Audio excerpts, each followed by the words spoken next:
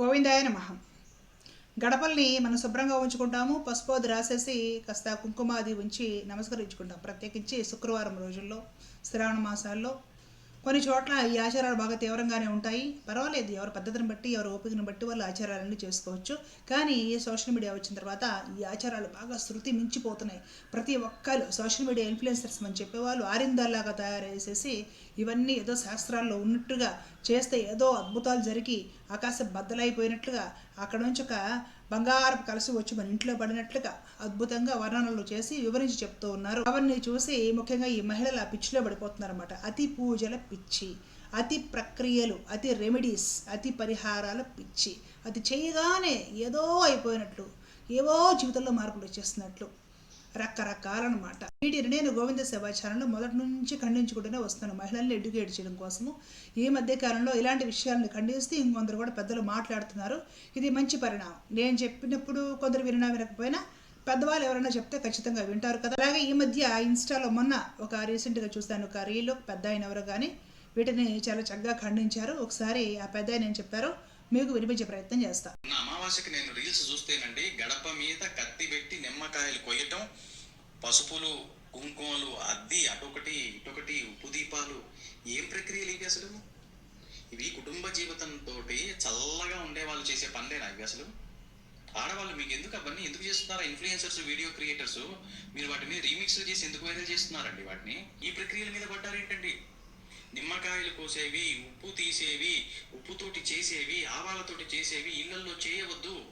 మొన్న నా దగ్గరకు వచ్చారు, 5 నెలల బట్టి మొత్తుకుంటాను, 3 వద్దే ఇవన్నీ చేయబోకే అమ్మా అని. జాబ్ పోయి ఇంట్లో కూర్చున్నాడు, 90% వస్తున్న కొడుకు అనారోగ్యంతో తిరుగుతున్నాడు ఇప్పుడు ఇంట్లో.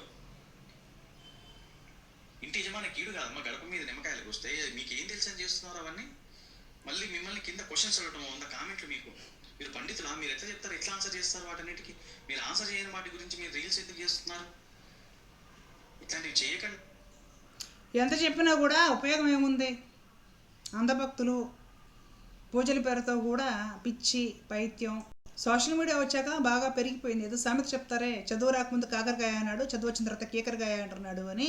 అట్లా తయారయ్యారు ఇప్పుడు వీళ్ళందరూ కూడా. ఈ సోషల్ మీడియా రాకముందు శుభ్రంగా వాళ్ళ తోచినంతలో ఏదో ఒకటి గూట్లో దీపం పెట్టుకొని కృష్ణ గోవింద అనుకునే వాళ్ళు అక్కడికి అయిపోయారు. అబ్బాబ్బాబ్బా, ఇప్పుడు అలా కాదు. పూజలు అంటే పెద్ద ప్రాసెస్. దానికి ప్రతి నెల బడ్జెట్ కేటాయించాలి. ప్రతి నెల మీషోలో పూజలకు సంబంధించినవి కొన్ని కొనాలి. మళ్ళీ గడప దగ్గర చేసే ప్రాసెస్ ఒకటి, దేవుడి ఫోటోల దగ్గర చేసే ప్రాసెస్ ఒకటి, విగ్రహాల దగ్గర చేసే ప్రాసెస్ ఒకటి, తులసి కోట దగ్గర చేసే ప్రాసెస్ ఒకటి. అవి కాకుండా ఇంట్లో ఇంకా రకరకాల చెట్లు ఉంటాయి కదా, తులసి కోట కాకుండా మారేడు చెట్టు అని ఇట్లాంటివి ఏదైనా ఉంటాయి. మళ్ళీ అప్పుడు చేసే ప్రాసెస్ ఒకటి. మళ్ళీ రేపు శ్రావణ మాసం వస్తే అమ్మ బాబోయ్, అది మామూలు హడావిడి కాదు. కార్తీక మాసం వచ్చిందంటే ఓరు దేవుడా ఎటైనా వెళ్ళిపోవాలనిపిస్తుంది అనమాట. ఇంకా మామూలుగా ఉండవు అసలు ఈ హడావుడిలో రోజుల్లోనండి. నేను ఇంతకుముందు కూడా చెప్పాను, కొందరు ఆక్షేపించారు కానీ నేను భయపడను ఎవరికి. ఎవరు ఎన్ని వాక్కుంటున్నా సరే నేను నిజాలు నిర్భయంగా మాట్లాడతా. మీకు ఈ సందర్భంగా ఒక స్టోరీ చెప్తానండి. చాలామందికి చెప్పాను ఈ విషయం, నా జీవితంలో జరిగిన అనుభవం అనమాట. చాలామందితో పంచుకున్నాను కానీ సోషల్ మీడియాలో ఎప్పుడు చెప్పినట్లేను, కానీ ఇప్పుడు చెప్తా. ఒకనొకప్పుడు మేము దెహ్రాదూన్లో చదువుకుంటూ ఉన్నాం వచ్చినప్పుడు, రాయవాల క్యాంట్లో.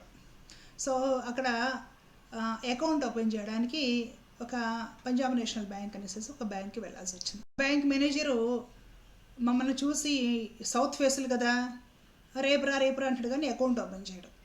ఎందుకు ఇతనికి మా మీద కోపం?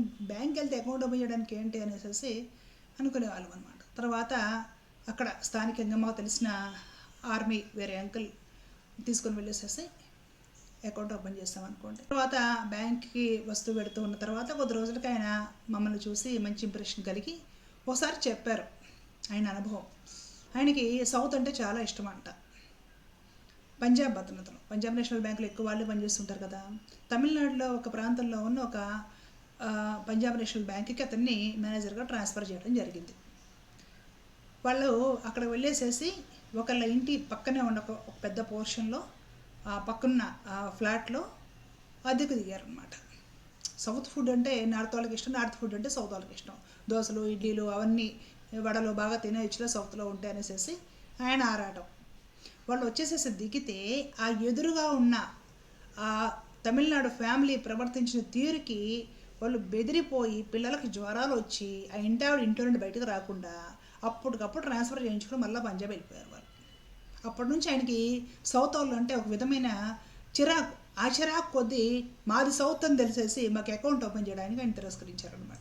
ఏం జరిగిందంటే ఆ ఎదురు ఇంట్లో ఆడమనిషి ఎప్పుడు చూస్తే ఎర్రటి చెరలు కట్టుకొని మొహమంతా పసుపు పూసుకొని చేతికి కాళ్ళకి పసుపులు పూసేసుకొని మొహం నిండా బొట్లు పెట్టుకొని ఆ ఉంగరాలు జుట్టు వదిలేసి తలస్నానం చేసి గడపల దగ్గరికి వచ్చి తెగ పసుపులు రాసేసి కత్తి పెట్టి గడపల దగ్గర నిమ్మకాయలు నరికి దాన్ని కుంకంలో పసుపులో ముంచి నిమ్మకాయలు గడప మీద పెట్టి అగడంత దూపం వేసి ఇన్ని దీపాలు చూపించి ఎర్రక్షింతులు అవన్నీ గడపల దగ్గర పోసి గడప ముందు కుంకుమ అంతా వేసి రెడ్ కలర్లో కనిపించేలా పెద్ద సైజు ముగ్గులు వేసి గడప పైన దూలానికి ఈ ఉంటాయి కదా ఏమిటో బాలోవీరా ఇలాంటి రకరకాల ముళ్ళ చెట్లు ఏమేమి ఉంటాయి మొత్తం అన్నీ కూడా కట్టేసి వాళ్ళు పూజ పేరుతో చేసే అరాచకాలు చూసి పాప మా పంజాబ్ ఆయన పిల్లలకైతే అసలుకి వాళ్ళ పద్ధతులు అవన్నీ చూసేసి జ్వరాలు వచ్చేసినాయి. ఏదో ఒక బకరా మేక నరకడానికి ముందు స్థలము బలిపీఠం ఏర్పాటు చేస్తారు కదా, అట్లాగా గడప ఉండేదన్నమాట. ఆ తర్వాత ఈమె కూడా ఒంట్లోకి ఏదో వచ్చినట్లుగా ఇంట్లో అరవడం ఇలాంటివి చూసి ఇంట్లో పిల్లలు, ఆ పంజాబ్ సిక్ ఫ్యామిలీ పిల్లలు భయపడిపోయి ఇరుగు పొరుగు పరిచయాలు కూడా లేక బిక్కుమంటూ ఇంట్లోనే గడిపారట.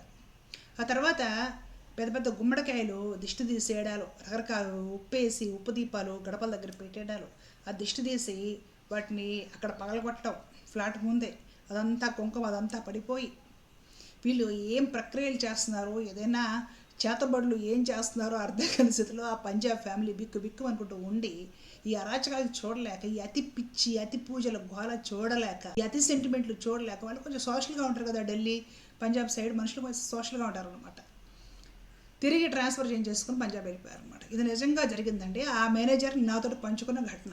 నేను చెప్పాను మాది తమిళనాడు కాదండి, మేము ఆంధ్ర వాళ్ళము, మేమైతే అలాగ ఉంటాం, మేము సింపుల్గా ఉంటాయి మా పూజలు కూడా అని చెప్పాను. ఇక్కడ నేను ఏ ప్రాంతాన్ని ఏ పద్ధతిని కూడా అవమానించడం లేదండి. దయచేసి ఏదైనా ఒక అనుభవాన్ని చెప్పినప్పుడు అలా అనుకోకండి. అతి అనర్థాలకు మూలము అని మన పెద్దలు చెప్పారండి. అతి సర్వత్రా వర్జేత్ అనే సంస్కృతంలో శాస్త్రమే ఉంది మనకు. ఈ మధ్య ఈ సోషల్ మీడియా వచ్చిన తర్వాత రకరకాల ఇతర ప్రాంతీయులను చూసేసి మనోళ్ళు కూడా ఎప్పుడూ ఏదో ఒక కంటెంట్ కావాలి కదా, అవి చేయడము, అవి చూసి 10 మంది ఇన్ఫ్లుయెన్స్ అయ్యి వాళ్ళ ఇళ్లలో ప్రయోగించడము, ఉప్పు దీపాలు గడపల దగ్గర నిమ్మకాయలు కోసేసి గడపలు అండి, అసలు కొన్ని గడపలు ఉంటాయి, ఇక్కడ ఏదైనా కాసేపట్లో మేకను బలించబోతున్నారా ఏంట్రా బాబు, ఎంత హడావుడిగా ఉంది గడప అనిపిస్తూ ఉంటుంది. ఇల్లు అంటే గుడిలా ఉండకూడదండి, లేదంటే బలిపీఠంలాగా ఇల్లులాగా ఉండాలి.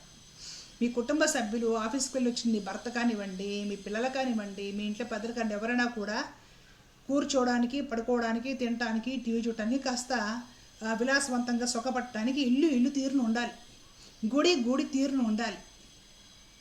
అలాగే బరులు ఇచ్చే ప్రదేశాలు ఉంటాయి కదా, జాతర చేస్తారు, జాతరలు తిరణాలు జరిగే గుళ్ళు ఆ తీరు ఇంకోలా ఉంటుంది ఆ పర్టికులర్ టైంలో, అది అలాగే ఉంటే అందం.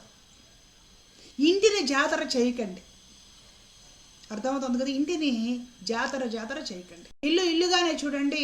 మీరు దేవుడికి కేటాయించిన స్థలం ఏదైతే ఉందో ఆ స్థలంలో భగవంతుడి ఆరాధన అర్చన మీకు తోచినంతలో ప్రశాంతంగా మీ కుటుంబ సభ్యులు చేసుకోండి. ఇంటిని జాతర స్థలంగా మార్చేయడం, ఇక గడపలు ఉంటాయి, వాకిళ్ళు ఉంటాయి, బాబోయ్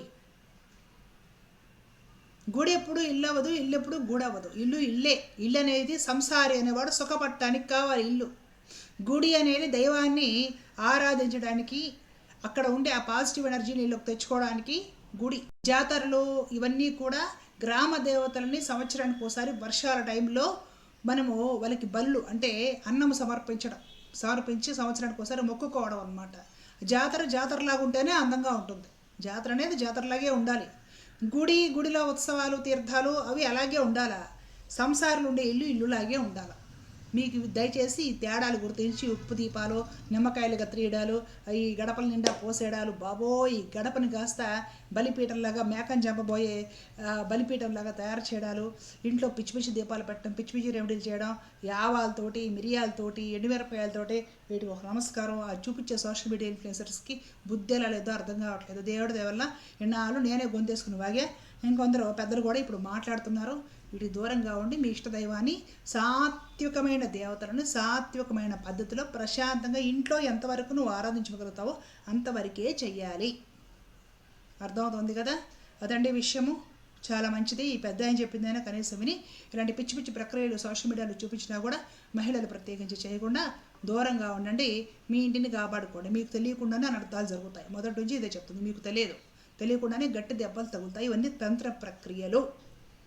తంత్ర ప్రక్రియలు మీకు తెలియకుండానే మీ ఇంట్లో మీరు చేస్తున్నారు ఈ సోషల్ మీడియా చూసి. కాబట్టి వీడి జోలికి వెళ్ళకండి దయచేసి. ధర్మో రక్షత రక్షత. జై శ్రీమన్నారాయణ. కృష్ణార్పణం.